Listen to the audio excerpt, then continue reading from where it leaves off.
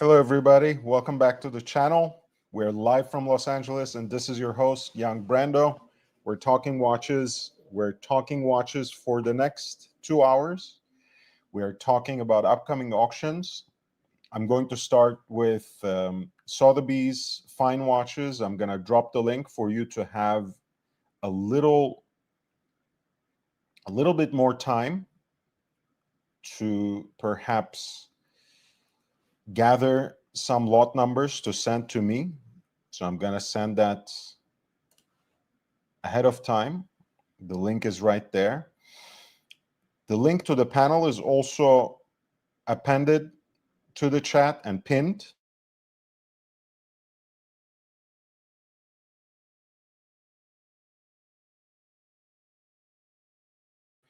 And we are going to welcome, obviously, anyone onto the panel who wants to talk watches, who wants to just, shoot the breeze.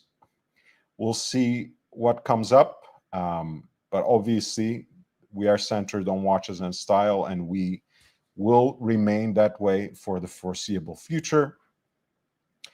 With that being said, you guys know how I do it here. I'm going to throw us back to my Instagram for the moment and talk a little bit about some of the things that I shared with you guys there while I was perhaps a little bit absent here. But we are back with full force as always. Since we are doing an auction preview, perhaps it's appropriate that I share this. We are looking at the legendary director, Francis Ford Coppola. Of course, especially meaningful to me, to someone who has the pretensions to call himself a young Brando. Although obviously Brando was already kind of old when he was cast by Coppola for The Godfather or The Apocalypse Now, for that matter. Not coincidentally, those happen to be his best movies as well. Apparently, after his last movie, Megalopolis of last year, Francis Ford Coppola seems to be in financial dire straits, or perhaps simply in need of raising some cash. Either way, he is actually selling a good chunk of his watch collection, some of the more serious pieces in his watch collection. These include two watches from François Paul Jean, from FP Jean.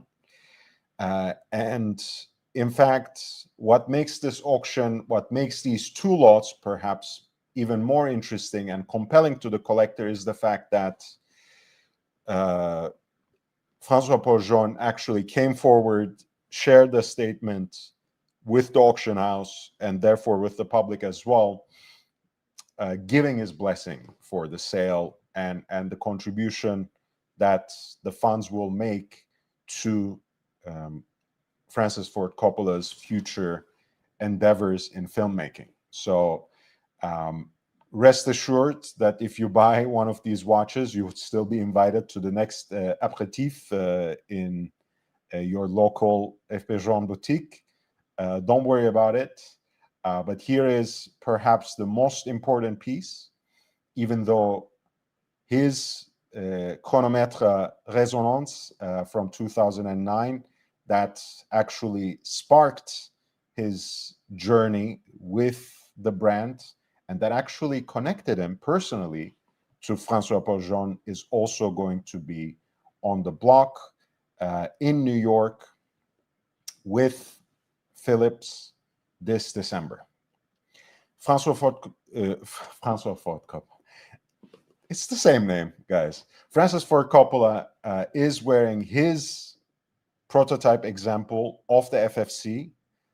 If you're familiar with the model, you'll recognize that the prototype here is distinguished by its inversion of quote unquote the color scheme of the production model, right? In the production model, you see a black minute scale on the periphery of the dial, which is largely open worked, with the gauntlet in silver, with the titanium hour hand, quite literally, in silver, whereas in the two prototype examples that were made, one of which François-Paul Jean kept, the other he gave to Francis Ford Coppola. They are blackened titanium hand for the hour, for the instantaneous digital hour, and the silvered minute track on the periphery of the dial. The idea of this watch, the concept of this watch, very much emerged in personal conversations between Coppola and Jean in 2012, where Coppola presented actually the idea of indicating the time with the human hand. Heidegger might have a couple of things to say about that. And Jean began working on the project in earnest in 2014. He had found it pretty compelling because it was never done before, but it took him 7 years to present a prototype to Coppola. In addition to these two prototypes, there's also the FFC Blue or Bleu, no matter what you call it, that has a blued titanium hand for the hours and presented in a tantalum case, which was sold in the OmniWatch 2021 auction for the princely sum of 4.5 million in Swiss francs. This piece is in platinum, and the pre-auction estimate that Philips New York shared for the December sale for FFC's own FFC is in excess of $1 million.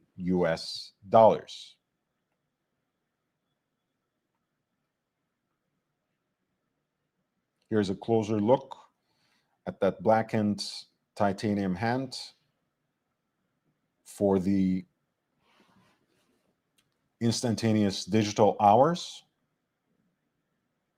and the case back on which the bezel has an engraving that names Francis Ford Coppola as the owner. FFC is again one of those rare watches already within the production catalog for FP Jean. And it is one of those watches that are usually inscribed to the person rather than given a number within a series. But of course, this is, in so many ways, this is the alpha, right? This is the original. This is the prototype. FFC's FFC. And again, like in and of itself, not only as an idea, but also as a technical execution, it is very much a watch worthy of attention, because jump hour is already a power-hungry complication as it is. But when you have so many moving parts, quite literally so many moving components to the literal digital expression of time, right, with the fingers, that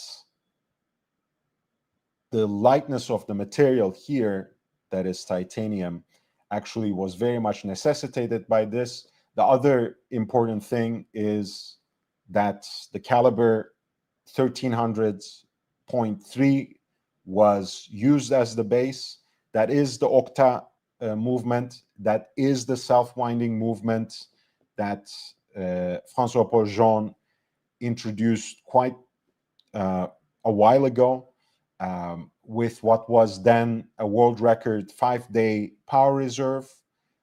And it's here proves to be more than worthy of serving as the foundation in so many ways for this achievement. FFC's own FFC going up for sale in December. I also want to quickly remind you of another very important piece. One of the only 12 examples of the Rolex reference 4113. Check it out. That's something else that I've profiled earlier. I dropped the link again. That is the Rolex Antimagnétique chronograph rattrapante, the split seconds chronograph, one of the only 12 that Rolex has ever made. And from the 9 that have surfaced so far in the market, this particular example that is going to be up for auction, up for your bidding pleasure in Future Grail's November sale is one of the most attractive, both in terms of its aesthetics, but also its condition, which again is rather enviable for a piece that's more than 80 years old, but who is counting.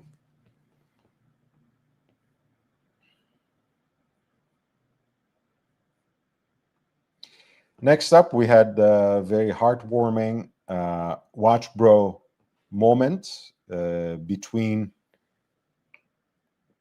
Rami Malek and Russell Crowe, between the two actors, between Cartier and Rolex. The upcoming film Nuremberg premiered at the AFI Fest here in Los Angeles. And the two actors, while they were posing for the cameras, also had a kind of watch off, kind of compared their watches.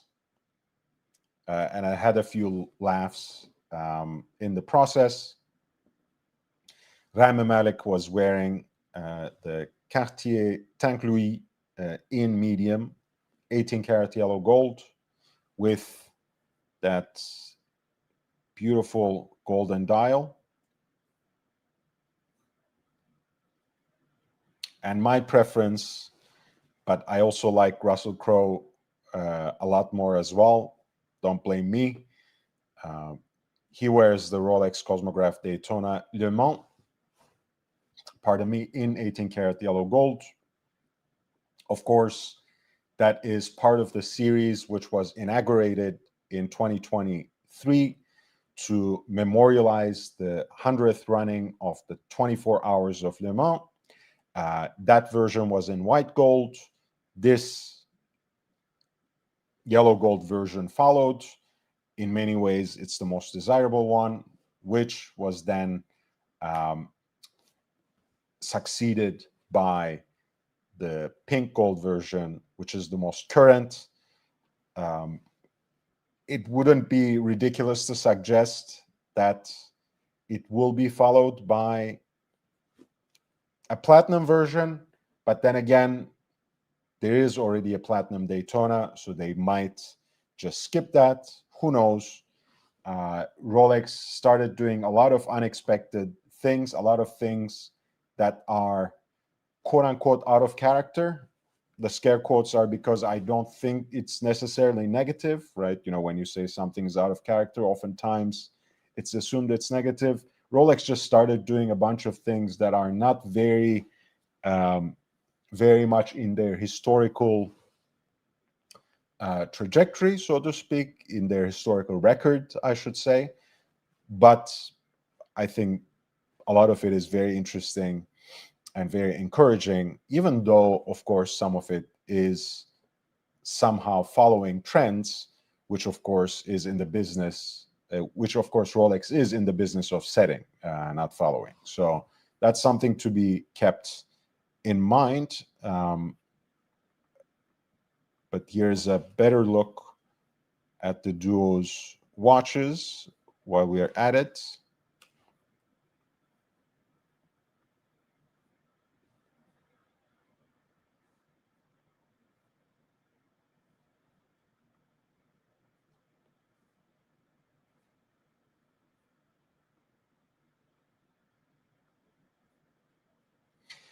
Rami Malek, the Cartier ambassador, wearing the Cartier Tank Louis in 18 karat yellow gold with the golden dial, medium size, and Russell Crowe wearing the Rolex Daytona Le Mans in 18 karat yellow gold.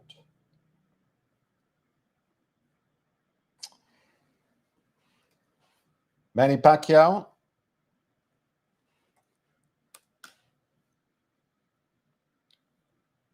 looks great. Honestly, I loved this look on him.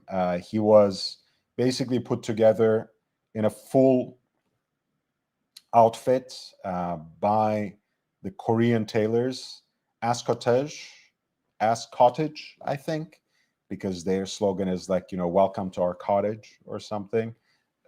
Compound word of ascot and cottage. Manny Pacquiao is going to lead Team Philippines in this new Netflix show called Physical Asia.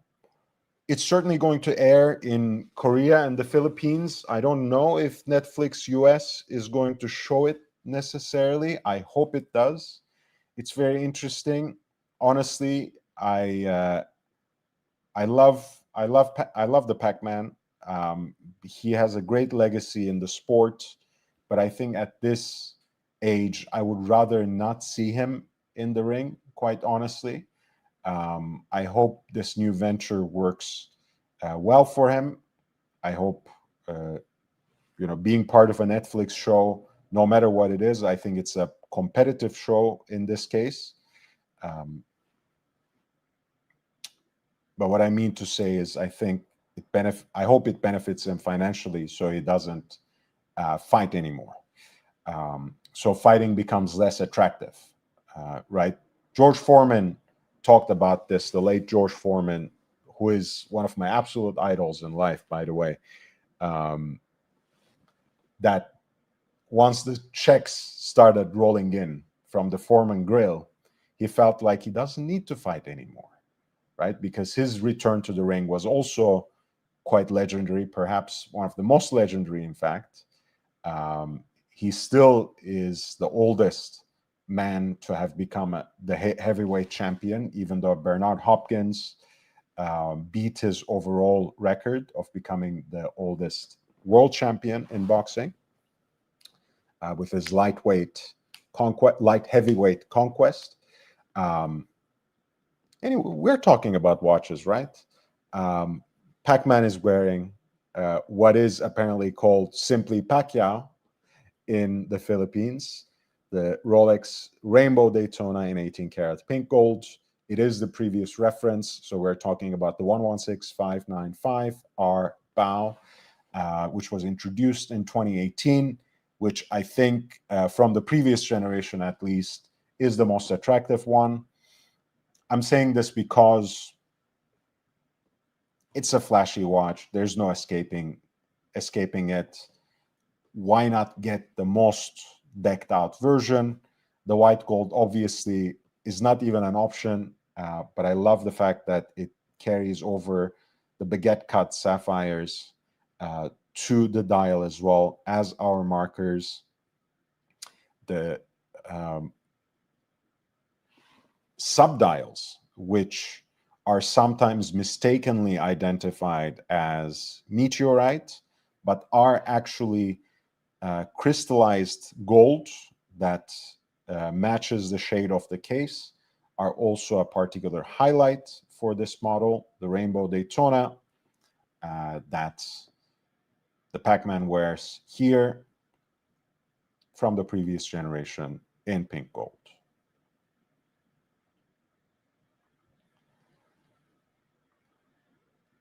We talked a little bit about Jean, so why not continue right here? And please hit the like button. By the way, I will be live at least for 2 hours, but I've set a goal right here. It is going to be 10 super chats of $2 or more in the next 2 hours. I think the clock has been ticking already, so in less than 2 hours, what do we have left? An hour and a half left, more or less than an hour and 40 minutes. So if I get 10 super chats of $2 or more in the next hour and 38 minutes, I'll actually go until midnight rather than just 10:30, which will be an extra hour and a half. We're in Los Angeles after all, so that is the midnight we're talking about. Watch Talk until midnight. So, brace yourself for that. I remind you again, this is an independent channel. It doesn't have any sponsors. It's not floated by any industry interests or by a shady gray market dealer. I do everything on my own, one-man show at the service of its audience, at the behest of my audience. I have nothing else to count on, so please feel encouraged. Please consider supporting. Feel encouraged to support and consider supporting the channel. YouTube gives you a number of ways. I outline some others in the video description, so feel free to contribute. We're looking at Jean Alesi, the Formula One icon, who was present at the Mexico Grand Prix last weekend. And Jean Alesi wears the FP Jean Elegance 48 in titanium with the Titanite treatment and the black luminescent center dial, the reference ELHT. Jean Alesi is obviously no stranger to the brand, having collaborated with them before. That resulted in this particular model. In fact, as a way of showing their commitment to motorsports, Jean sponsored Alesi's entry into the 2012 edition of Indy 500 and commemorated this occasion with a 99-piece limited run of the Octasport Indy 500 or Octasport Jean Alesi, which carried his name as well as the logos for Lotus and the Indy 500 at 3 o'clock, a beautiful way of balancing out the classic asymmetric dial, which includes small seconds on the subdial at 6 o'clock, a day-night indicator roughly at 8:30, 9, a power reserve indicator anchored at around 10:30, and of course at 1:30, Jean's take on the Grand Date, the two-digit oversized expression of the date indicator. The entire watch is rendered in aluminum, including the movement. Weighs altogether, I believe, 55 grams. Presented on a rubber band. It has this quote-unquote murdered out or blacked out look, which of course is a personal preference, as you see here, of Jean Alesi. Jean Alesi at the Mexico Grand Prix, wearing here the Jean Elegance 48 in titanium with the black luminescent center. Please feel free to follow those links that I'm dropping in the chat.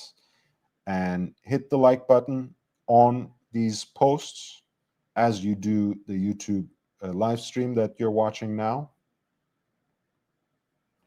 And feel free to leave a comment or two.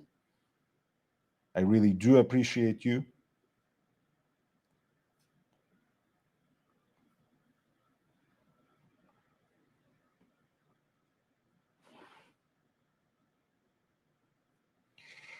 We're looking at Saweetie. We're looking at Saweetie, the rapper who has been at the center of some interesting rumors.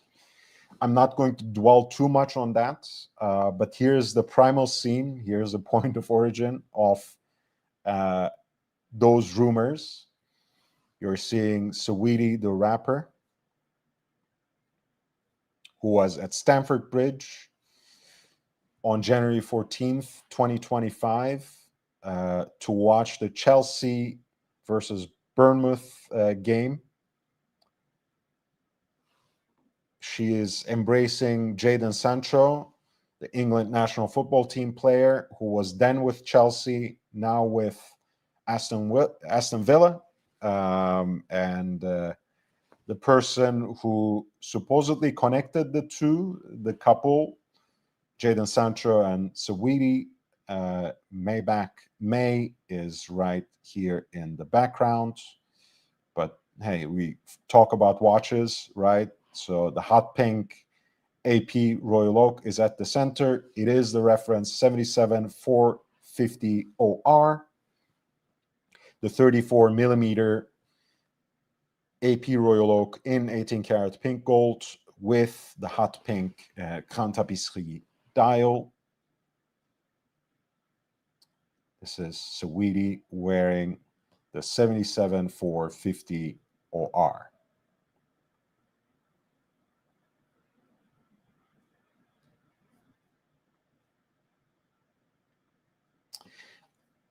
Next up is Fat Joe, who's no longer so fat. He's actually quite lean. I'm resisting the lean back reference because it can put you in trouble, as Fat Joe has confessed so many times over. He might not be so fat anymore, but his watch collection is getting fatter and fatter. And courtside at the Knicks game, he was wearing one of the hottest off-catalog Rolex pieces right now, which is the Giraffe Daytona. Here's a quick video of it. Look at the smile on his face.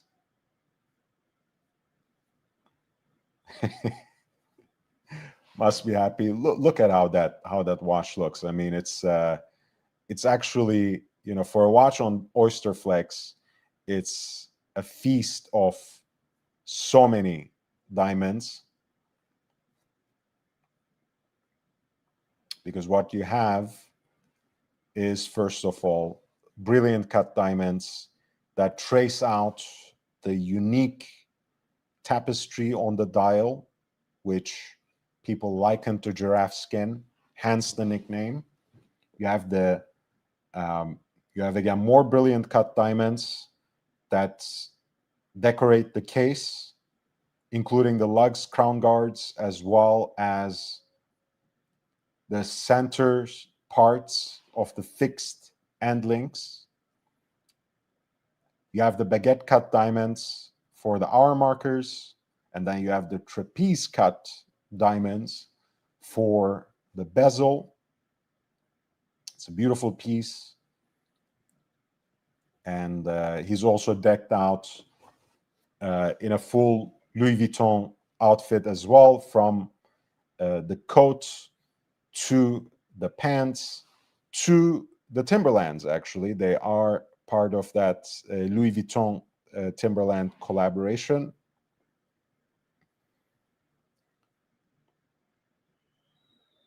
Beautiful outfit by Crack. And hey, when he shared these photos, he was complaining that they never invite him to the Met Gala. Crack, you're always welcome at Watches and Style. If when I put together the Met Gala, you will be part of it. I can assure you. You'll be the first to get the invite, actually. So he is wearing the Rolex Cosmograph Daytona Giraffe, the reference 126555 TBR.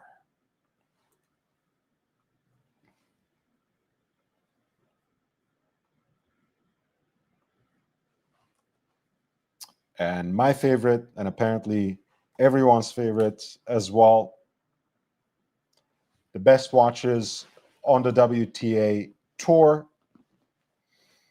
An ambassador Audemars Piguet is very lucky to have. Arina Sabalenka, the Belarusian world number one, a night out in Dubai, and she's wearing the AP Ellipse in 18 karat white gold, beautifully gem set, a 3 karat diamond bezel, a Pavé Soleil dial, sapphires for hour markers, a stunning piece. Matches also with the blue accents of the outfit, including the Birkin. Nice twilly, nice detail.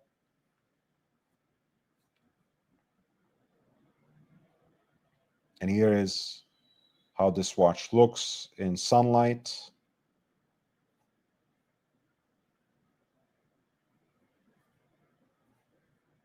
What a beautiful, beautiful piece.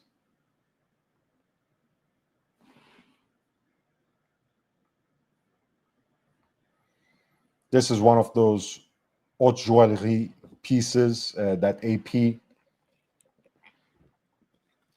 took as its métier. At that time, Emmanuel Guet was incredibly active within AP, so I'm sure he had a hand in designing this particular piece, and it does reflect that exquisite taste and the unique hand and vision that he has. So many great hits from that time period.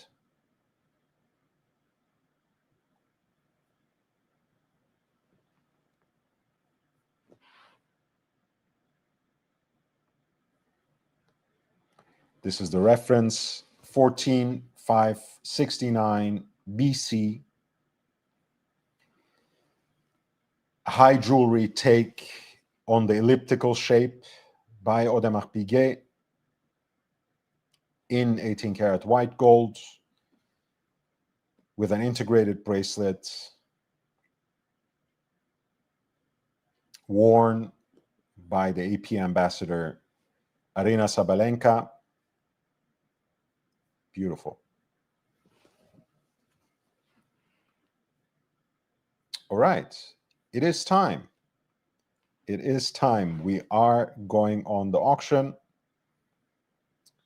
I'm still counting on your support.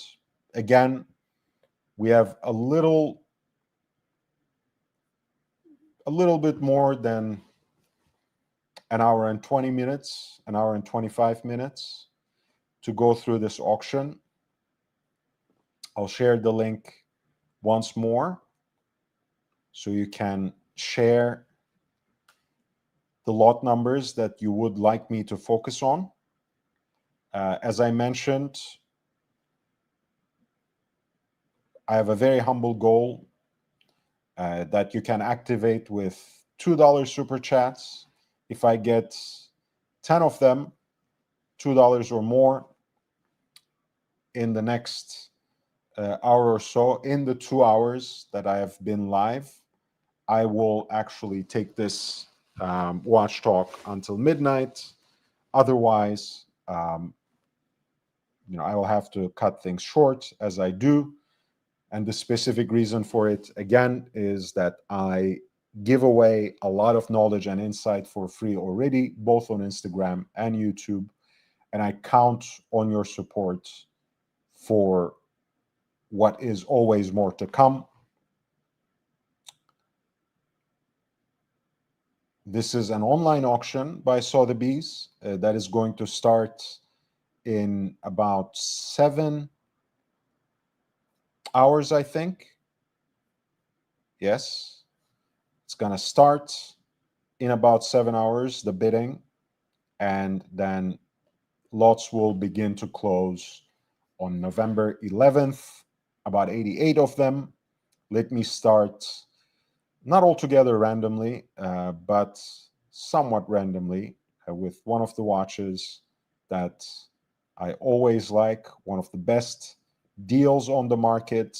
You're looking at a yellow gold example of the IWC Da Vinci perpetual calendar chronograph. This is made possible by that ingenious module that Kurt Klaus developed on the generic Valjoux 7750, and it made possible in 1985 for IWC to become only the second watchmaker, only the second company to make a perpetual calendar chronograph in serial production after Patek Philippe.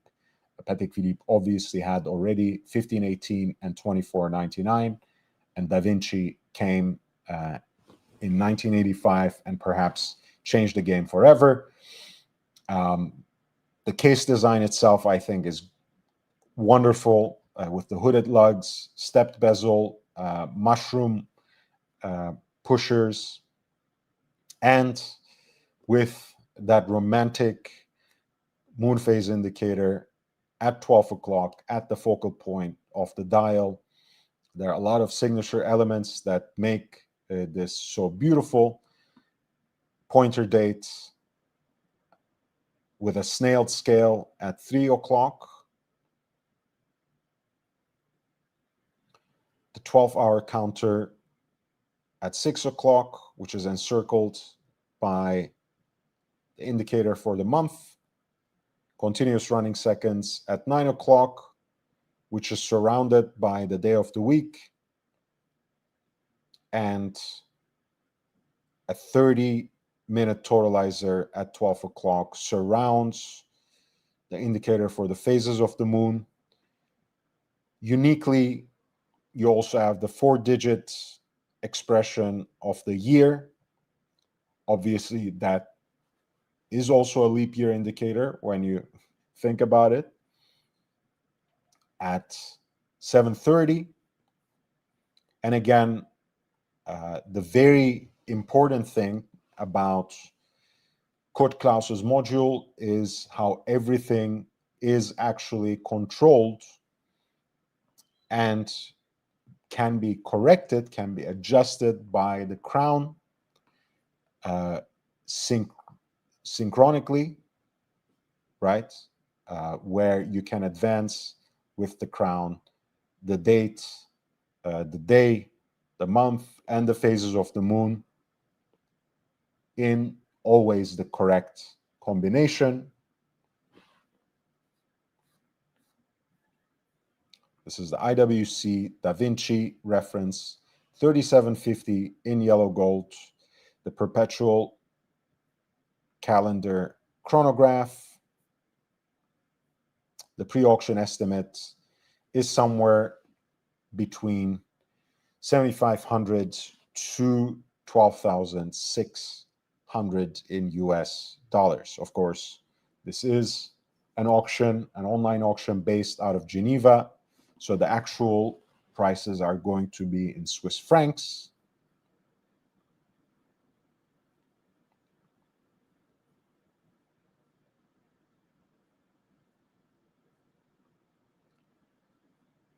Lot 208 is a limited edition of the Royal Oak Offshore.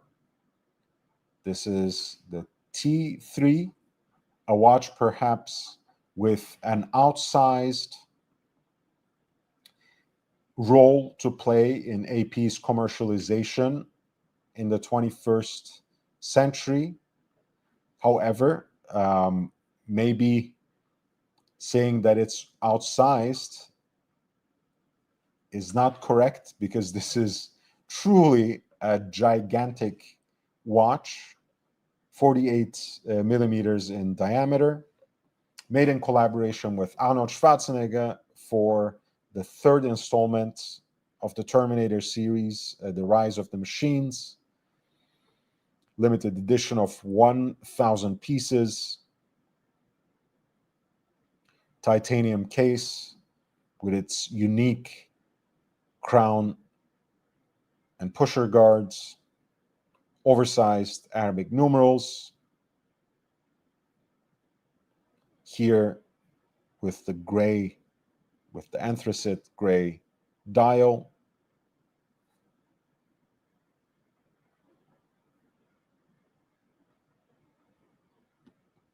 The Royal Oak Offshore T3 limited edition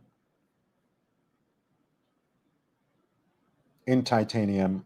The pre-auction estimates puts the value of this watch somewhere in the range between $12,600 to $25,200 in the US currency.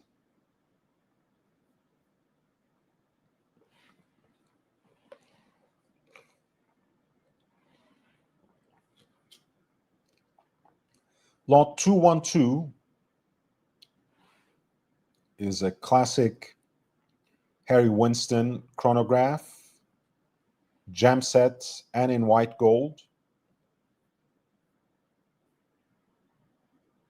It actually has a quartz movement and is only 32 millimeters in diameter.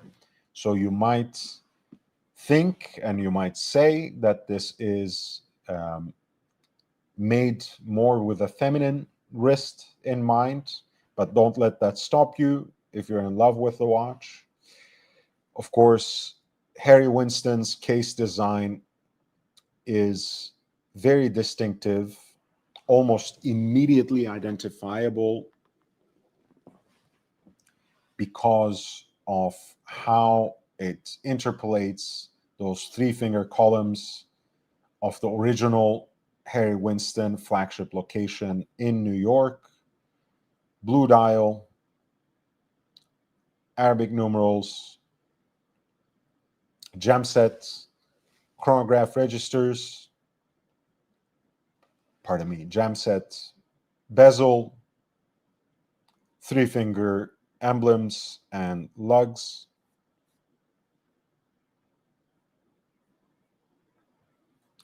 You can see that the crown itself is topped off by a diamond as well.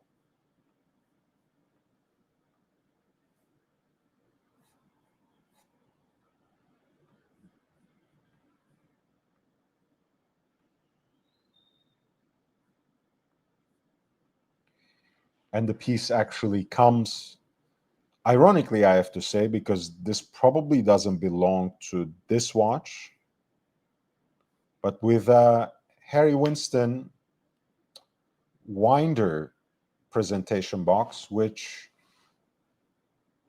includes a corrector as well, a pin pusher, meaning that this was probably for a perpetual calendar. And I think that that's exactly what it says, Harry Winston, the perpetual calendar.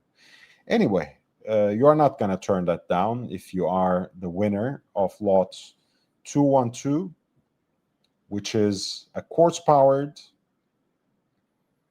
lady size Harry Winston chronograph in white gold, diamond set. The pre-auction estimate puts the value of this watch somewhere between $5,600 to $9,500 in US dollars. That is lot 212.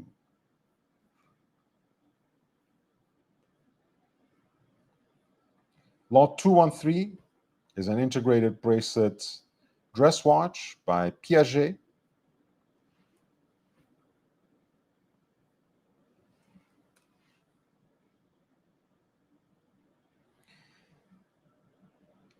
yellow gold with a diamond set bezel, opal dial,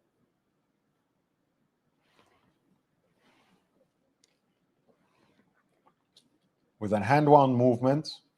The case size is 27 by 24. And as you can see, the bracelet comes in a unique brick style that has hand-hammered decorations. The opal dial is beautifully framed by the gem setting of the horizontally oval case.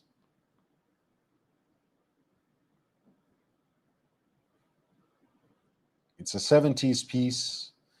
The reference is 9806H5 for the yellow gold integrated bracelet dress watch by Piaget, an opal dial that is framed with a beautifully gem set bezel. The estimated value of the piece is somewhere in the range between 7,500 to an amount in excess of 11,000 in US dollars.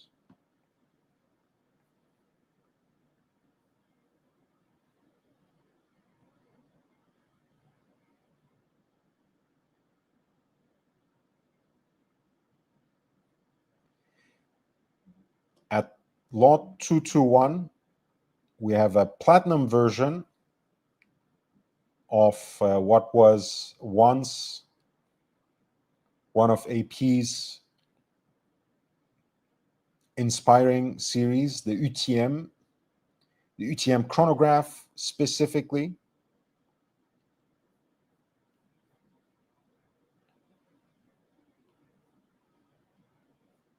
This is one of those pieces that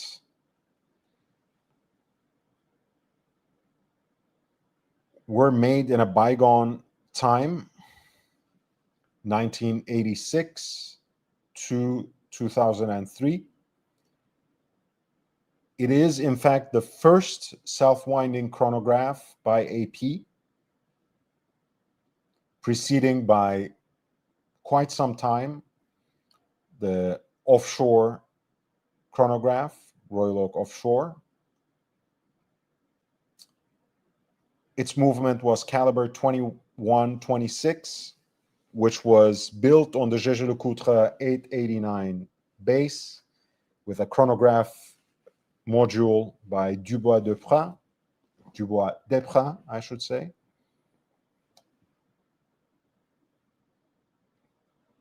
Reference 25644 PT, that is to say in platinum, in various shades of gray, since it has the silver dial. Very legible as well, especially for the chronograph functions, since all of those hands are rendered in blue.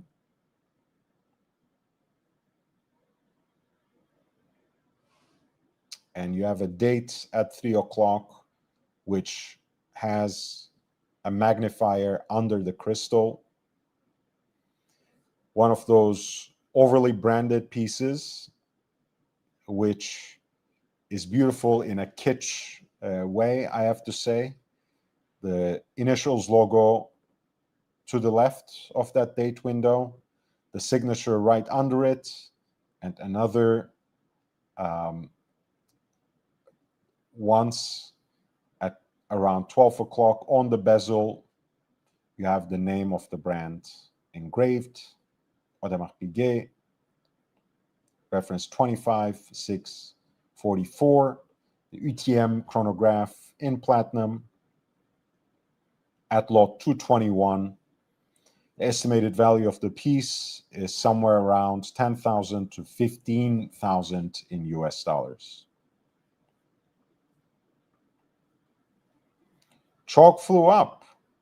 Thank you so much. Thank you. This is fantastic and gets us close enough to our super chat goal. Thank you so much. I really appreciate you. We're only 9 super chats away with more than an hour to go. Who knows? Maybe we will hit the goal for once, but this certainly gives me a lot of energy to continue. I want to mix it up a little bit, but there's a watch in the so-called angel number lot that I really want to talk about. God knows why I didn't choose it as my thumbnail today, but it is probably my favorite in this selection. We will come to that. For now, let's look at this skeletonized Patek ellipse. It's a round movement in an elliptical case, but I think Patek found a great way to work around that because it framed the open worked round movement with a nice constellation of brilliant cut diamonds.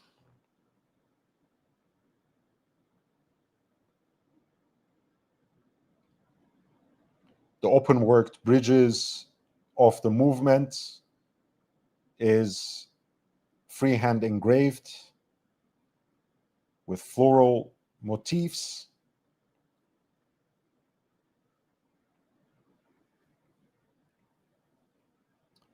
The mainspring is exposed, of course, which kind of serves as your quote unquote organic indicator for the power reserve. After all, that's what holds your charge. The signature frames that mainspring barrel. Patek Philippe, Genève.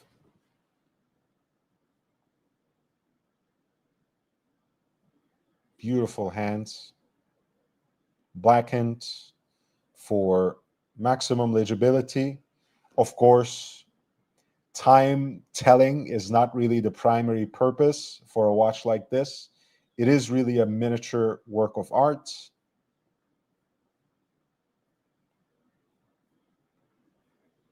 With a sapphire cabochon on that beautiful tiny crown. And here is how the movement looks from behind. Hand wound, of course. Again, open worked and hand engraved. Beautifully framed on the back too, with further engraved motifs. And again, in the front, with brilliant cut diamonds. This is lot 223.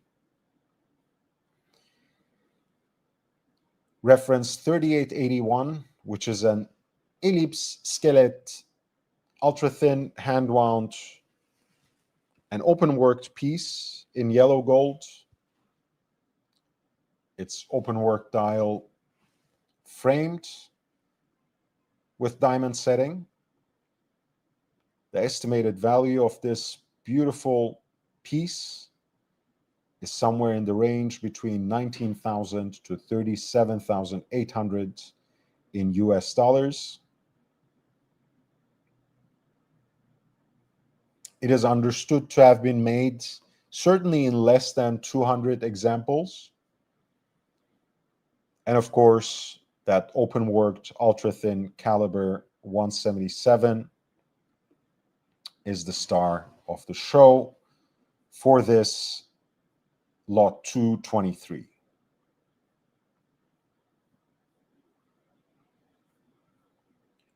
Lot 222 is a beautiful, beautiful movement that has been presented in a number of different cases for AP.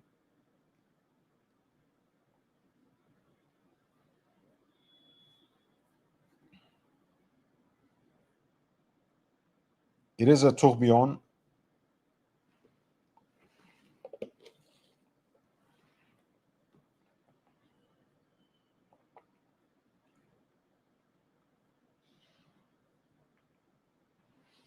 with the tourbillon cage usually following, in terms of its shape, the larger outline of the case in which it's set.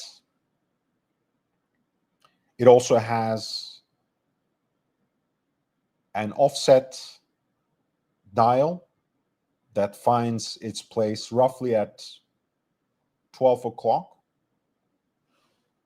A power reserve indicator that is right under the traditional 9 o'clock, but around 8 o'clock in reference to the main dial, and around 4 o'clock in reference to the main dial, but at around 3 o'clock traditionally is the pointer date.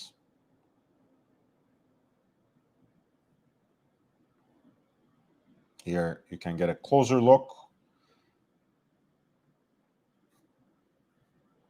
The case itself is actually quite beautiful too. Not a very common expression by AP at any time period, so it needs to be appreciated in its unique beauty. And a great part of the design for this tourbillon is how it relegates the crown to the back of the case.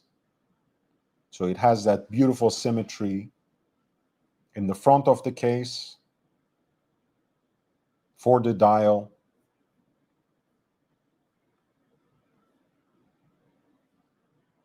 And this particular case, again, with its teardrop lugs and round shape, is a rather uncommon expression for AP in yellow gold. This open worked tourbillon with two indicators for the power reserve and the date, and an off-center dial for hour and minutes from around 1999. Lot 222 has an estimated value somewhere around 38,000 to 75,500 in the US currency. Hi, Ryan. How are you doing, man? Nice to see you too.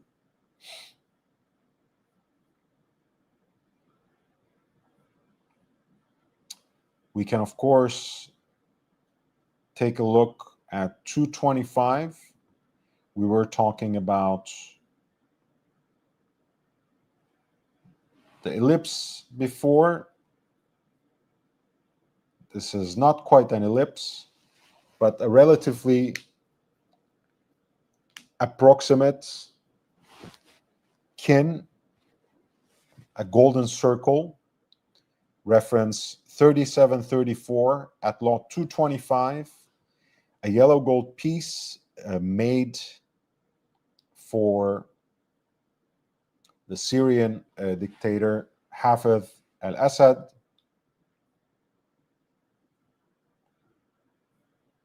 .33 millimeters in diameter. The off-white dial actually has a in stylized calligraphy, the name of the Syrian president, Hafez al-Assad, at 6 o'clock. Dauphine hands, sweep center seconds, obus-shaped hour markers with a date window at 3 o'clock.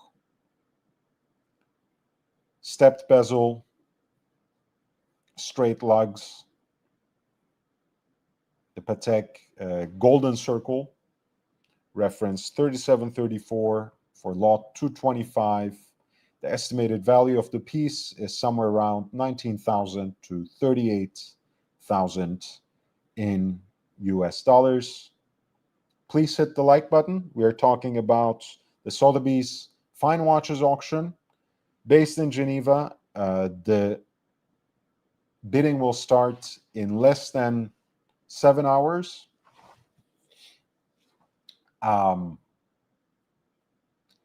but it will go on until November 11. It's an online auction. Lot 228 is a Rolex Day-Date with a so-called vignette dial and a bark finish, reference 18078 from around 1979.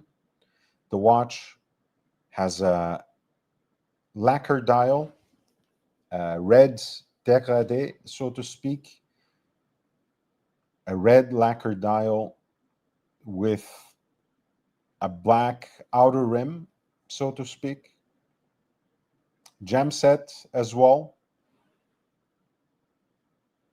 with two baguette cut diamonds at 6 and 9, brilliant diamonds complete the picture, along with, of course, the date with the iconic cyclops over it at 3 o'clock and the fully spelled out day at 12 o'clock through that, again, signature opening.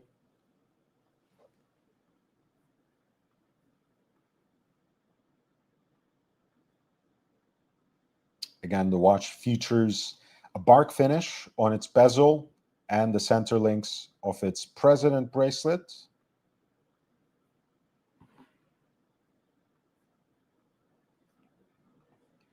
This is the Rolex Day-Date, reference 18078.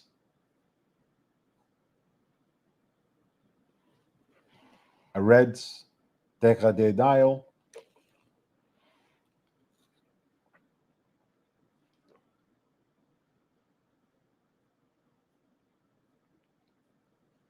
The piece has an estimated value somewhere between $19,000 to $31,500 in US dollars. This is lot 228.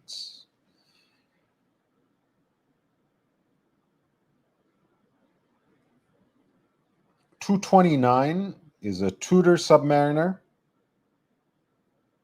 a blue Submariner, meters first, with the snowflake hands.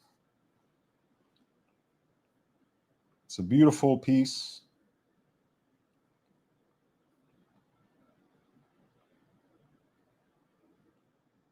A compelling example that still has a strong case, even though it's certainly not unpolished, I don't think.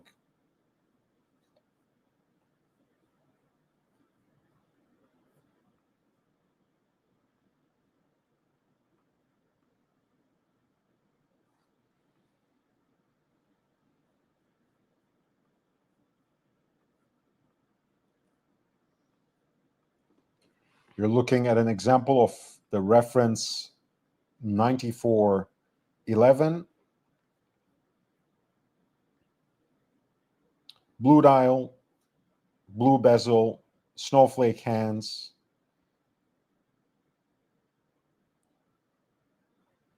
That go with the squared hour markers.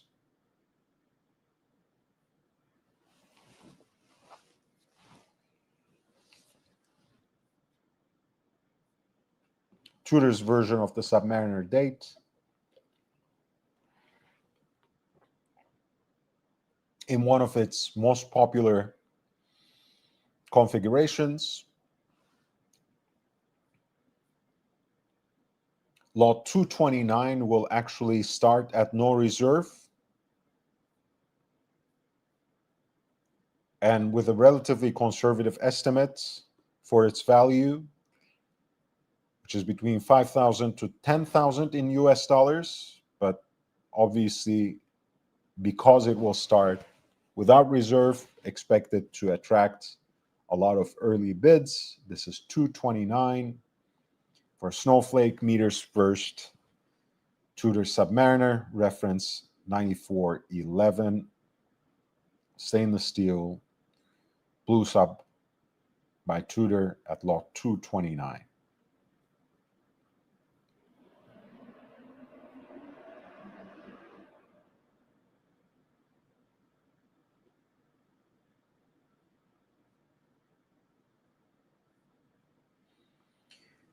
Lot 238, we're looking at the Nautilus moon phase. What was once the ugly duckling of the line is now everyone's darling. The asymmetric dial that was a put-off initially has become part of the signature look of this watch. And of course, its micro-rotor movement allows it to be still delightfully sleek and slim in profile, with a beautiful wrist feel that really distinguishes the Nautilus line overall, that really makes Janta design what it is. Of course, this model is early enough that it actually bears the hallmark of Geneva on one of its bridges, 22 carats gold weight for the rotor that bears the Calatrava cross. Caliber 240 as a micro rotor movement has a great legacy behind it. And this rather early, relatively early example from 2007 of the 5712, which was introduced in 2006 on the 30th anniversary of the design.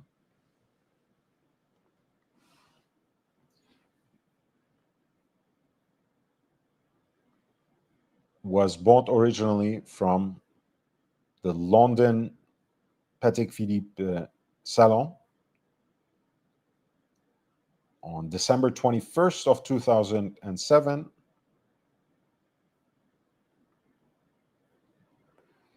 And the estimated value of lot 238 for the Nautilus moon phase in stainless steel is somewhere between 100,000 to 150,000 in US dollars.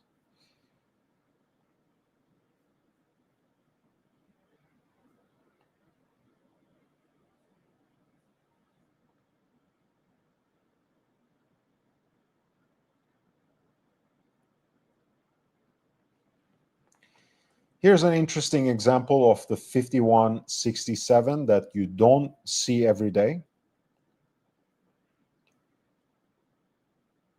Not to be confused with the 5167A, also because it is in white gold. 5167 line 300G-010 might look just like a diamond set example of the 5167 jumbo, which is a word that proliferates for better or worse with the Aquanaut, because every generation somehow saw a case size increase.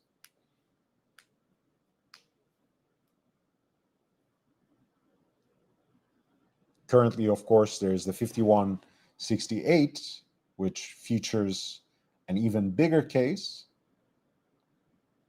in white gold. This is based on the 5167 case, but in white gold with a diamond set bezel and lugs.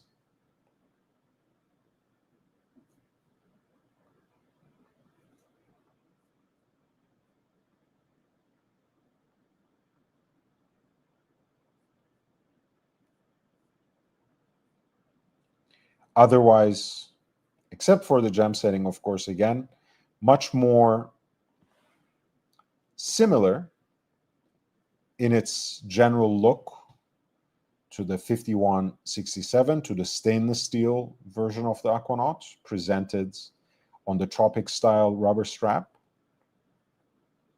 It has a beautifully gem set case and bezel.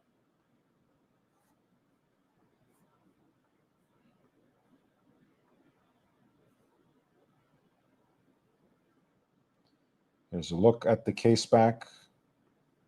You see how the flanks are also gem set And of course, it's engraved on the back of the lugs with the hallmarks that once again alert us to the case material, 18 karat white gold.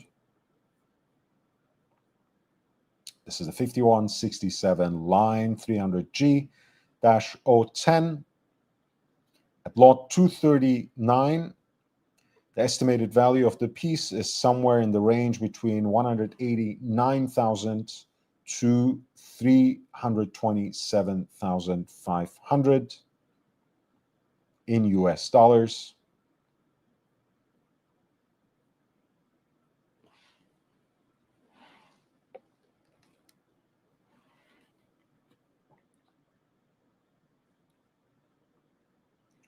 Lot 246, I think, if I'm not mistaken, lot 246 is a Rolex day dates.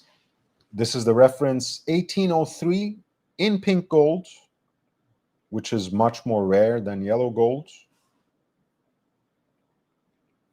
It also has a beautiful diamond set pie pan dial, which has 8 brilliant diamonds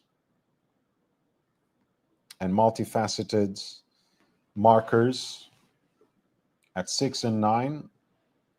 A French calendar, so to speak. So the full days at 12 o'clock are spelled out in French. Dates at 3 o'clock. The classic vintage Rolex day dates in pink gold presented on the matching president bracelets from around year 1967 for the Rolex day date reference 1803 at lot 246. The estimated value of the piece is somewhere in the range between 15,000 to an amount in excess of 30,000 in US dollars. Hey Ducky, how are you doing, man? Nice to see you. Please hit the like button as you come in, and mind again the super chat goal. 10 super chats of $2 or more can carry this broadcast until midnight. As we speak, we have about 45 minutes left, and also about 45 minutes left on our goal as well. Chalk flew up, very generously contributed, but that shouldn't hold you back. In fact, it should encourage you to support this independent platform just as he did. There's nothing like it, both because of its autonomy, because of its service to its audience, but also in terms of the depth of knowledge and insight preferred on Instagram and on YouTube here, and for free. So again, so I don't have to make these live streams members exclusive. It behooves you to contribute. YouTube provides you a lot of ways. Super chats are great. Getting a membership or gifting memberships to others is also a great way of sustainably supporting this channel. I really do appreciate all of you. Hit the like button, share the link, follow me on Instagram at young.brando, at youngbrando here. And guys, again, there are some other ways in which you can support the channel, and that's outlined in the video description. We are right back with our coverage of Sotheby's fine watches.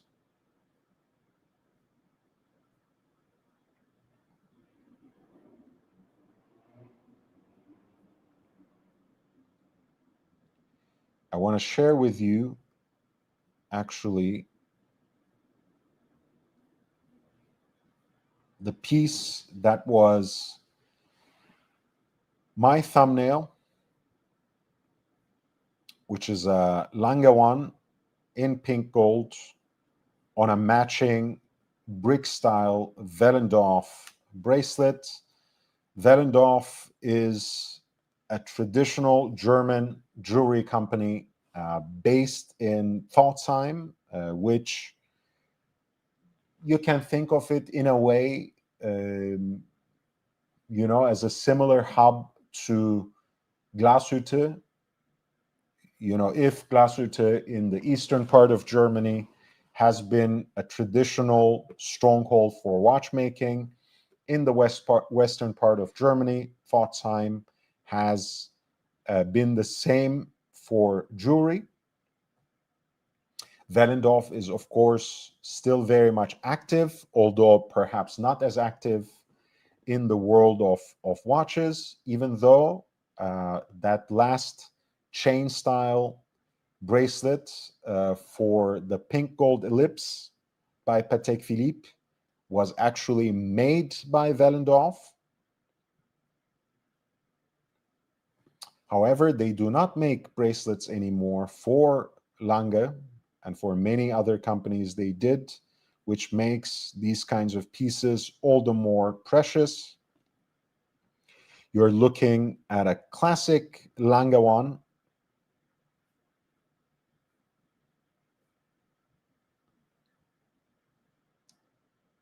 in pink gold, the reference 101032,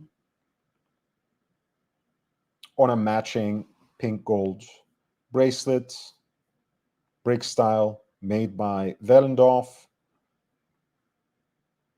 The movement with its distinctive three-quarter plate is rendered in German silver, that unique alloy of nickel, copper, and zinc, which has a yellowish hue already, but takes on this champagne-like tint as it ages, which is a beautiful way it bears its passing through time internally within itself. The swan neck regulator or the freehand engraved balance cock, which bears here the signature of the watchmaker. And this is the older movement, by the way, which you can recognize immediately by the islands. That original movement for the Lange one that was based on Jaeger-LeCoultre gear train. But look at that symphony of colors as well, which include, of course, the blued screws, the rubies that are set in gold chaton with polished countersinks. What a beautiful, beautiful piece. And again, of course, the Wellendorf bracelet being the particular highlight of this example at lot 206 for the A. Lange und Söhne, Lange 1, reference 101032, the pink gold with the matching bracelet. The pre-auction estimate sets the value of this watch somewhere between 32,800 to almost 63,000 in US dollars.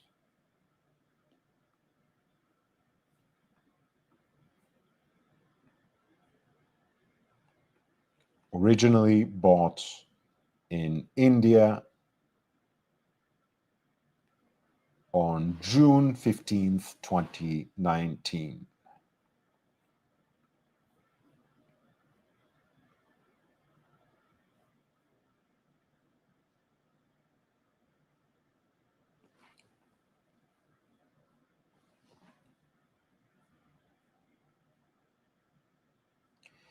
Lot 227,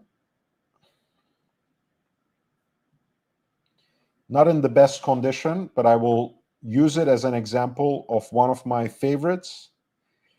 Of course, when it comes to the Royal Oak, the buck might stop with the jumbo, which is everyone's favorite and mine as well. Don't take me wrong. But for people with smaller wrists, the 14,790, really anything, any of the references they did between 35 to 37 millimeters might be actually the sweet spot. You know, anything like 4100, which was one of the first takes on the mid-sized Royal Oak. The 14800, of which an example I have in gold, and that was the first reference to be exclusively worn on the leather strap. 14790, as it is here, some of the complicated versions that were also rendered with a 36 millimeter case diameter.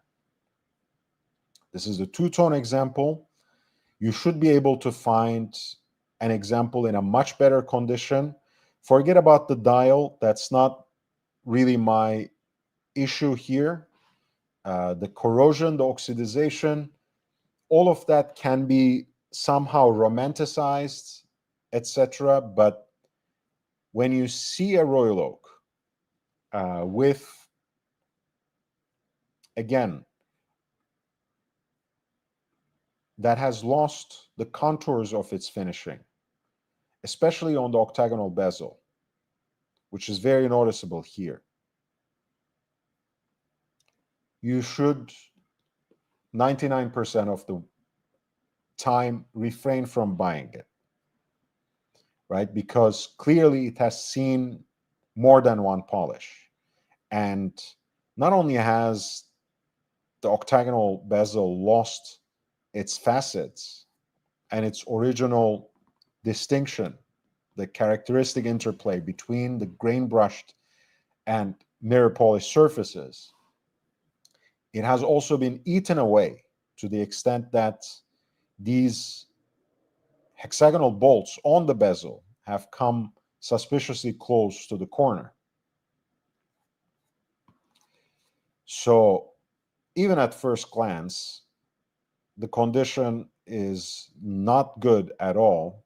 And certainly the estimate, I would say, is extremely optimistic for this bezel, for this watch, of which the non-enviable condition is already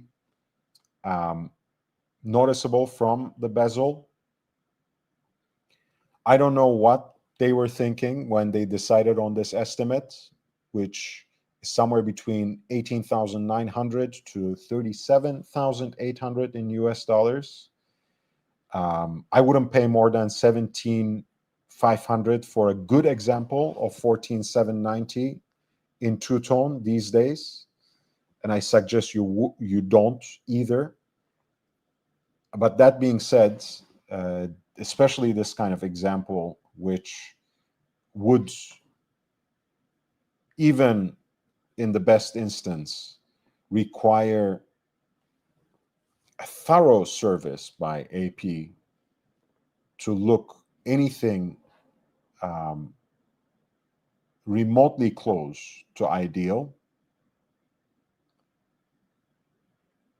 This could be given away, to a person you love, but shouldn't be sold for more than 10,000. Honestly, it's I don't know how people choose watches for auction sometimes.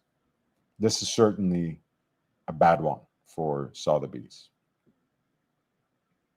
Again, a watch of any condition can make it to the auction for the right purpose, for the right reason, and with the right estimate, possibly with no reserve.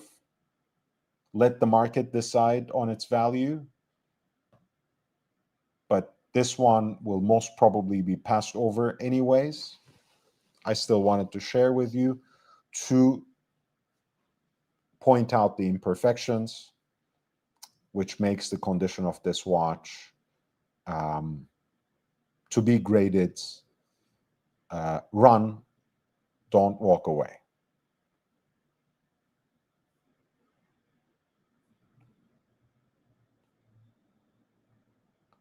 Lot 231 is a Panda Daytona.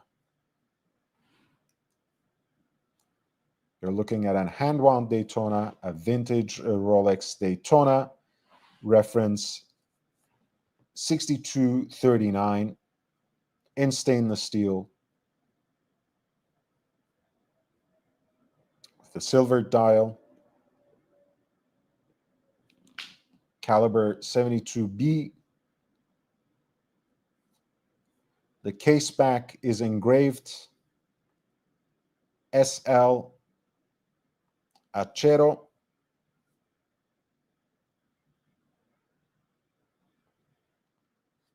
Hinting at the Serpico y Laino origin of this particular watch. Apparently, this is what the lot essay says. Again, the piece is not in a particularly enviable condition, although obviously not as bad as what we were just looking at for that two-tone 14790 Royal Oak.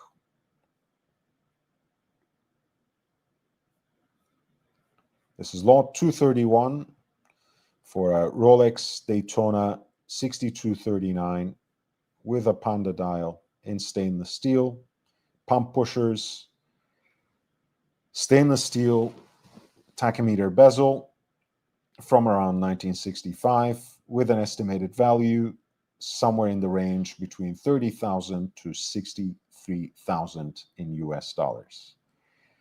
We are roughly in the last 30 minutes of our broadcast today. If you want to extend it until midnight, feel free to support the very humble goal.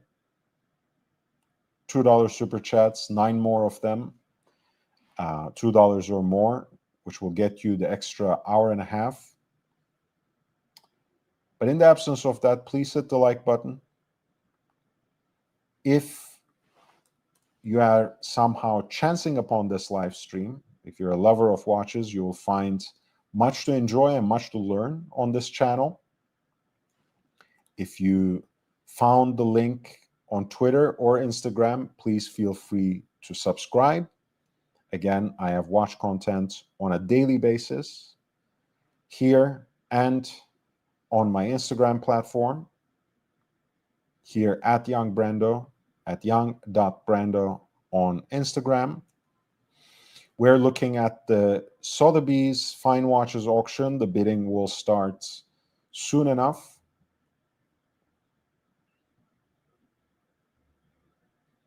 In a little more than 6 hours. And it will last until November 11th. So if you have any watch-related questions, if you want me to focus on a particular reference in this auction, please feel free to send in the lot number with a super chat, and I will be more than happy to just focus on that lot and give you as much historical and horological detail as possible. Otherwise, we have about 30 minutes. Again, please consider supporting this independent platform, which is one of a kind, not only because of its autonomy, but also in terms of the wealth of knowledge and insight I provide. I will never be humble about that. So please consider supporting the channel. YouTube, of course, provides you a number of ways. I outline some others in the video description. You're looking at lot 245 from the Sotheby's Geneva online auction, fine watches. This is an AP tank, so to speak, reference 8437 in white gold. The piece has dimensions 24 by 18 millimeters. It's set with baguette cut diamonds to frame its rectangular shape on the bezel. And the two hands are also inlaid with brilliant cut diamonds. A beautiful little watch in white gold with a gray dial and a diamond set white gold case, hand wound movement. The estimated value of this piece at lot 245 is between 6,300 up to 12,600 in the US currency.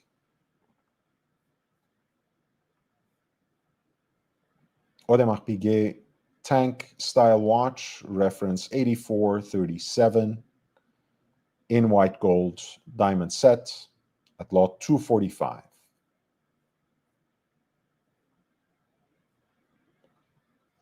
Speaking of rectangular beauties, here is a Patek Philippe piece.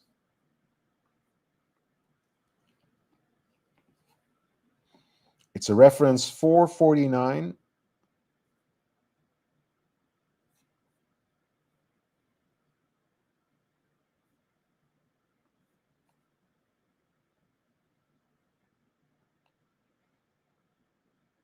The dial looks like it has been restored to me, so that's something to keep in mind. But the beautiful case shape is emblematic of this reference, including the lugs. The size of the watch is 21.5 by 36. Caliber 990, manual wound.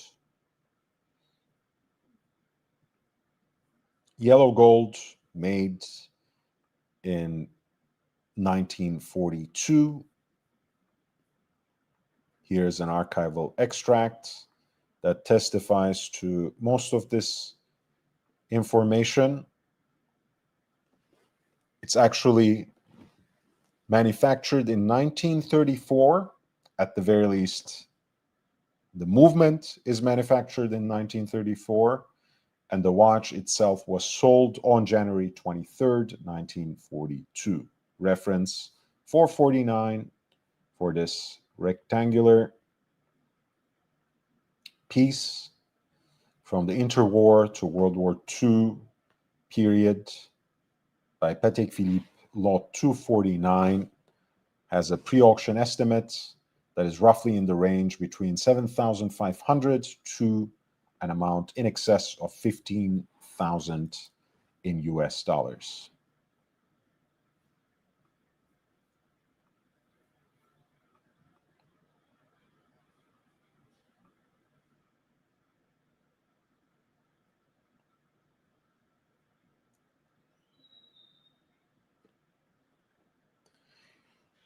There's another Harry Winston piece, which actually testifies to the kinds of, again, crazy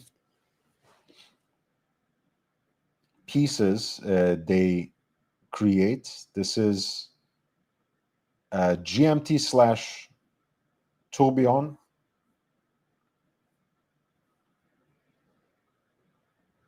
Actually, GMT slash world timer tourbillon. The tourbillon cage obviously is very easy to discern there.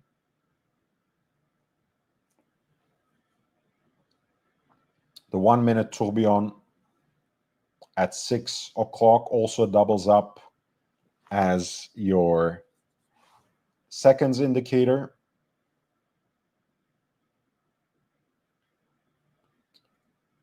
You have your local time in an eccentric dial at around 3 o'clock by those crown guards that take after the signature three-finger column. And you also have a reference time at 9 o'clock, again in an off-center dial, and that actually includes, that subdial includes a day-night indicator as well, and a name for the city above, which here spells out Moscow. Tourbillon, Ville du Monde, in an oversized 18-karat white gold case with an anthracite gray dial. This is a GMT/World Timer Tourbillon in the Harry Winston Ocean case. White gold, self-winding movement, one of only 8 examples made. Number 8 of 80 examples made. Lot 258 has an estimated value between 44,000 to 63,000 in US dollars.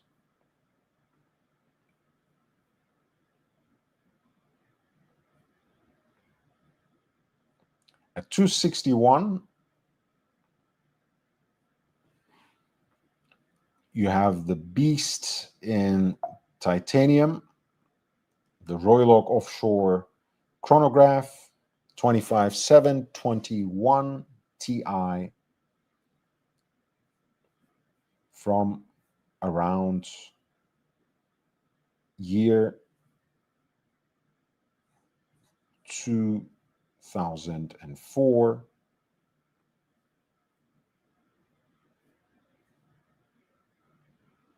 As you can see, it has a beautiful Petite Tapisserie center dial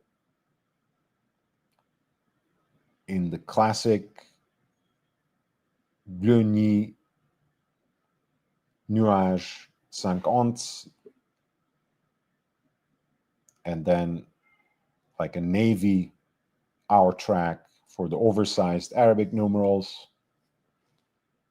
Of course, that unmistakable chronograph subdial layout with the 6912 12-hour counter, 30-minute totalizer, and running seconds.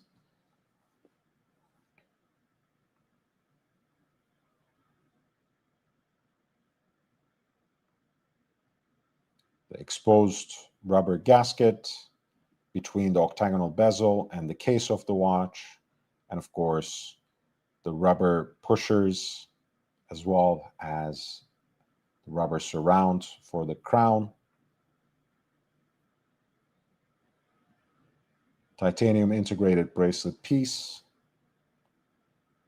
25721 Ti, bought from Armando Martinez in Valencia in the April of 2004.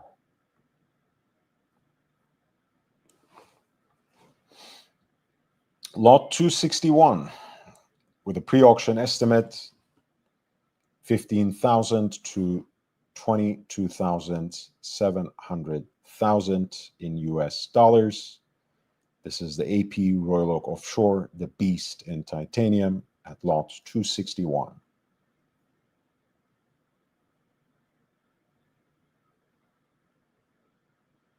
Lot 265 is a platinum example of the Cartier Santos Dumont.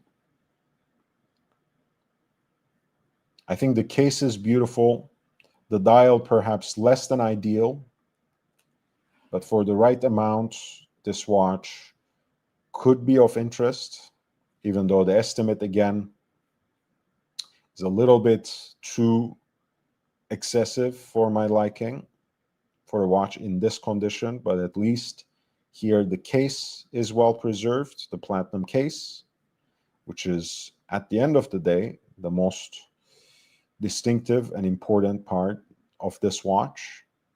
Platinum Cartier Santos Dumont, The classic reference 1575, the definitive neo-vintage reference for this watch.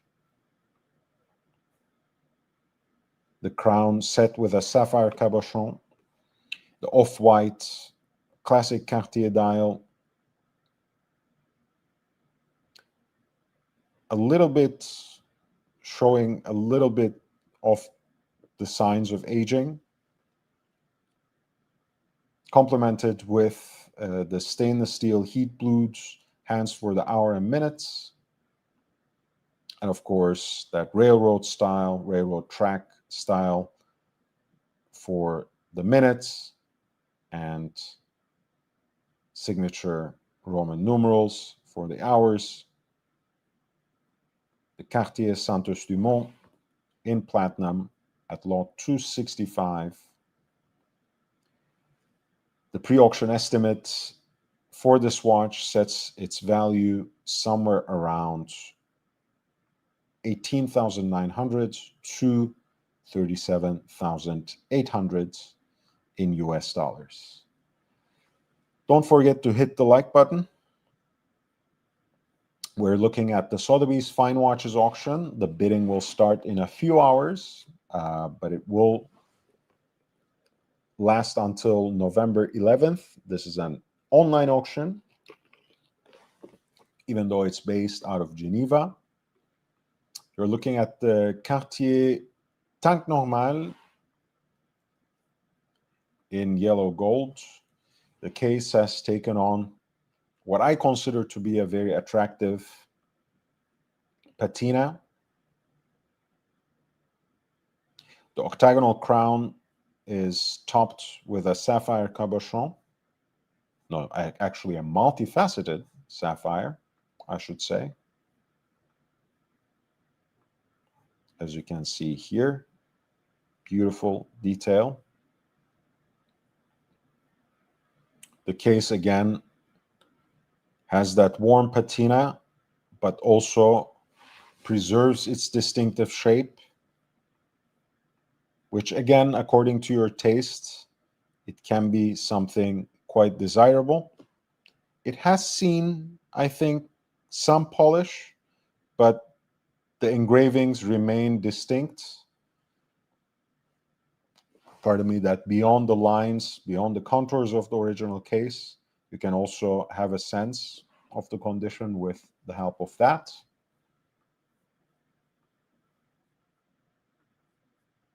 The dimensions are 28 by 20 for this Tank Normal, which is rendered in yellow gold and has a classic off-white, kind of parchment colored dial with signature Roman numerals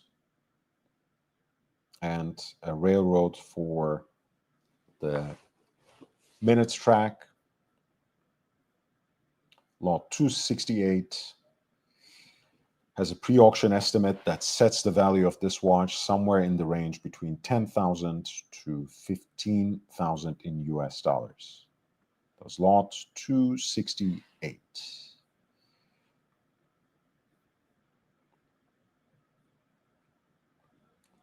$269 is another Cartier Paris tank.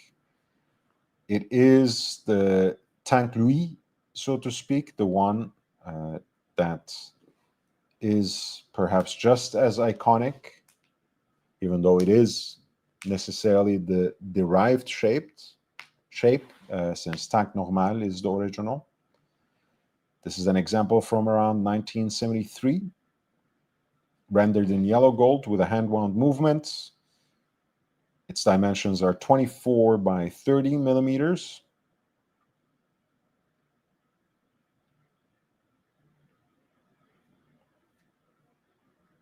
Cartier Paris tank.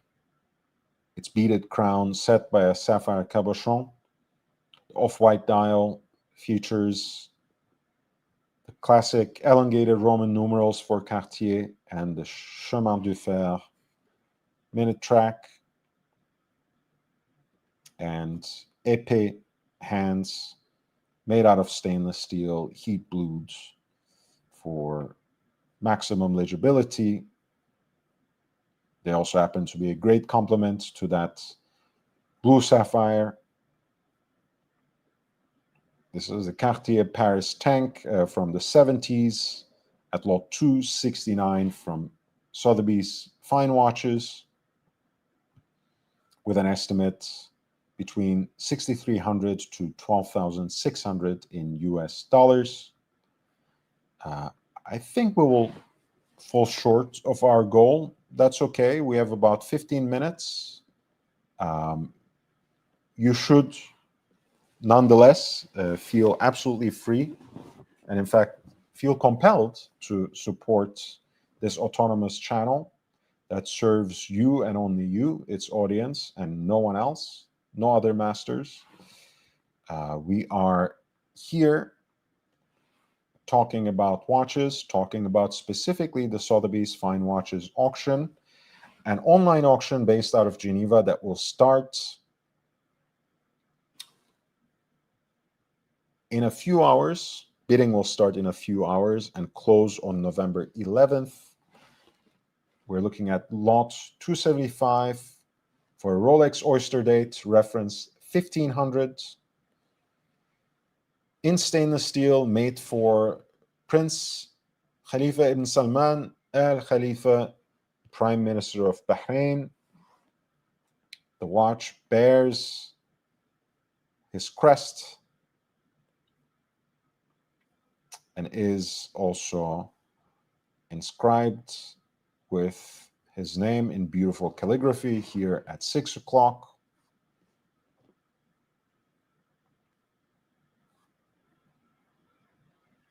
Stainless steel, obviously smooth bezel, paired with an oyster bracelet, 34 millimeters in diameter. Rolex Oyster date, made for Prince Khalifa ibn Salman Al Khalifa of Bahrain. The pre-auction estimate puts the value of this watch somewhere in the range between 6,300 to an amount in excess of 10,000 in US dollars. Hey Oz, thanks for being here, man.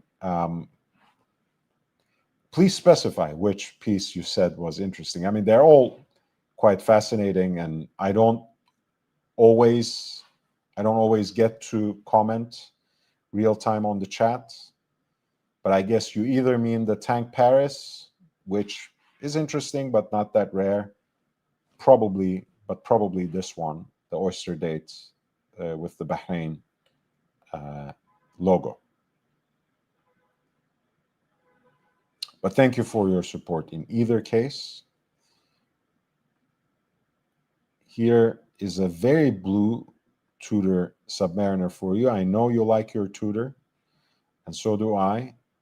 So here's to us, my co-conspirator, Aussie Expat Watches. Don't forget to follow him as well on YouTube. We're looking at lot 279, an example of the reference 9401, which is the second generation of the Tudor Submariner. Blue Submariner, Snowflake Submariner, meters first, presented on a navy NATO style strap.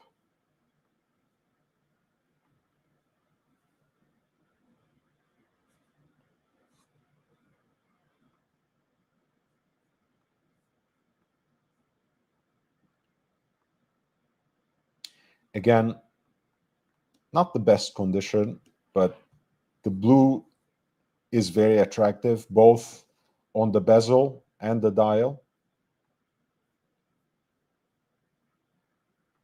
for this blue Snowflake Tudor Submariner at lot 279, with a pre-auction estimate that puts the value of this watch somewhere between 12,600 to an amount in excess of 25,000 in US dollars.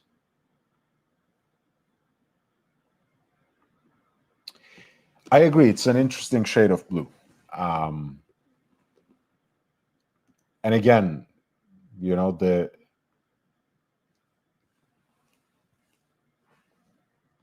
yeah,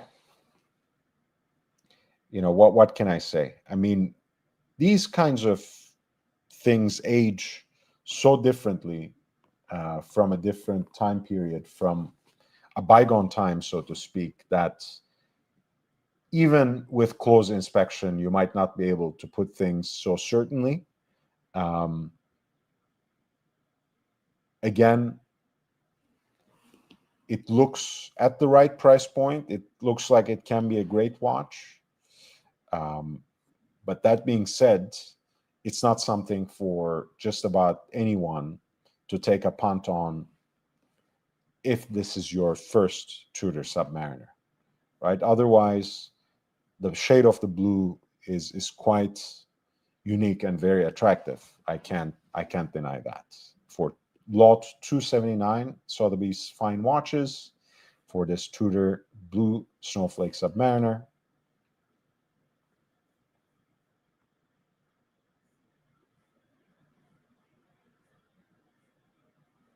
we have another 10 minutes or so we can turn back to some of the watches we skipped after we take a look at one of my absolute favorites in terms of Breguet wristwatches. We're looking at lot 282 for a Breguet reference 3130. This was a watch that Daniel Roth designed after number 5 pocket watch by Breguet. The asymmetric dial features a moon phase indicator and a power reserve indicator, combined here with a pointer date at 6 o'clock. Of course, the watch has a guilloche dial, engine turned by hand, with at least 3, by some counts 4, different patterns, each sector framed also by a coin-edged decoration as well, that you can see, for example, here, here, here, see everywhere, basically. Of course, again, another characteristic are the 2 plaques variously placed on the dial. One carries the signature of the brand, Breguet, the other the number of the movement that powers the watch, here 4959. This is lot 282 for the Breguet Classique reference 3130. 36 millimeters in diameter, in yellow gold, with its signature extended lugs, the teardrop lugs, and the entire case band embellished with a fluted finish. Of course, this is a closed case back, altogether very well preserved. This Breguet Classique reference 3130 at lot 282, with a pre-auction estimate that is set in the range between 8,800 to 17,600 in US dollars. We have time for about 2 more watches. If you have any watch-related questions or any requests from this auction, I'm going to drop the link once again in the chat. Feel free to ask them now, or if you want to send your support in the dying embers of this live stream, feel free to do so. I remain quite grateful to Chalk Flew Up, who is a member of this channel as well, for his generous contribution early on. But again, you know, for everyone, if I had a penny for everyone who said they really support my channel and appreciate its focus solely on watches, and are grateful for the kind of knowledge and insight it provides, I'd be a very rich man. But hey, I can still be, if you show your support, in using the possibilities that YouTube provides you.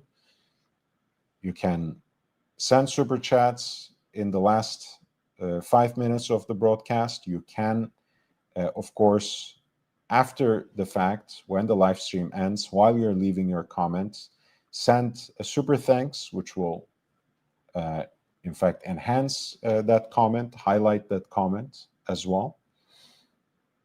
You can, of course, buy a membership or gift memberships onto others during the live stream, which will, in fact, give you all access to an archive of exclusive content. Also a great way of supporting the channel in a sustained way. I outline some other ways in the video description, but in either case, please hit the like button, share the link with other watch collectors, other enthusiasts, and help me expand this community. That's also great help.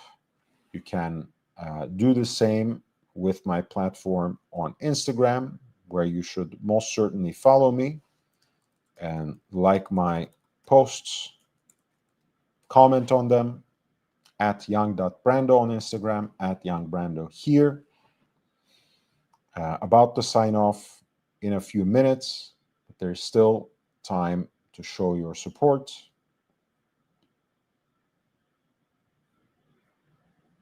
We looked at the Sotheby's Fine Watches auction today.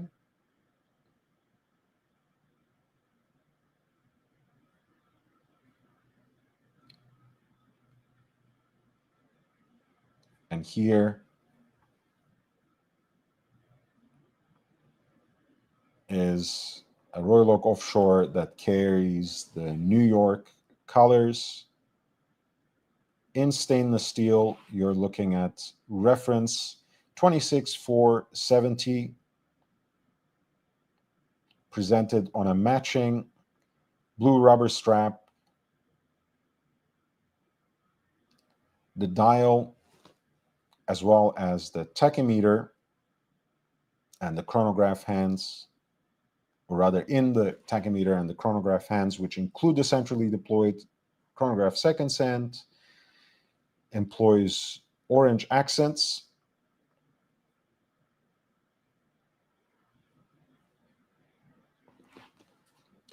Mega tapisserie dial. This is a later generation offshore, which replaces the rubber crown surround and the pushers with ceramic.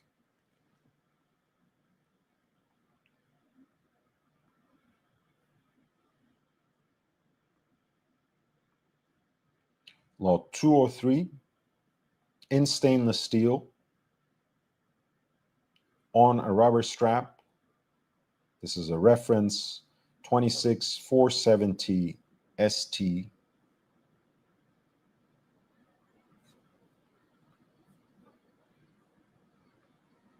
With a beautiful blue dial and orange accents. If you're a Mets fan, if you're a Knicks fan, if you're a proud New Yorker, this could be an interesting piece for you. And at lot 203 for the Sotheby's Fine Watches auction, it has an estimated value somewhere in the range between 10,000 to an amount in excess of 17,600 in US dollars. Right, perhaps the last watch of the day. We're looking at a Snoopy Omega, Snoopy Eyes on the Stars. It is actually the first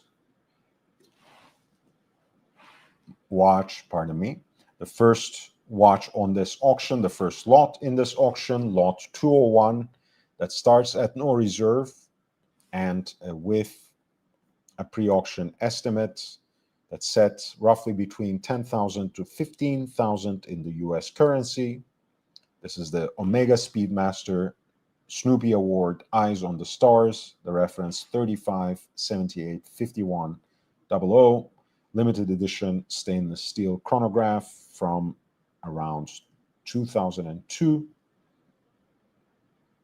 The Silver Snoopy Award was established by NASA astronauts in 1968. Obviously, Omega was awarded itself this award for their vital role in the Apollo 13 mission, above all.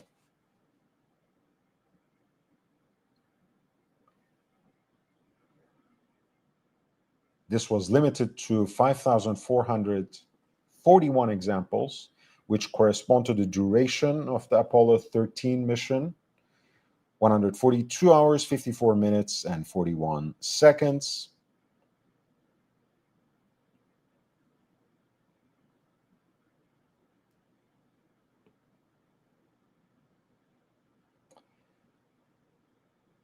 This particular watch was preserved in virtually new old stock condition, apparently, the one at lot 201.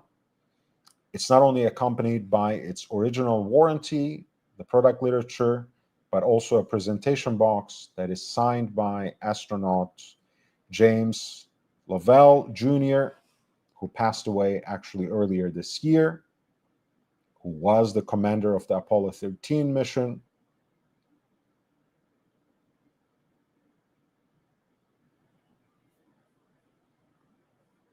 Silver Snoopy Award.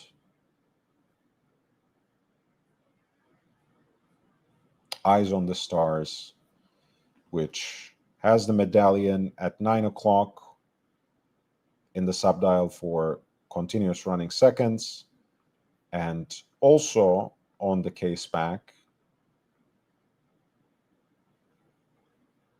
one of the 5,441 watches, signature move by Omega, of course, making limited editions in practically unlimited numbers.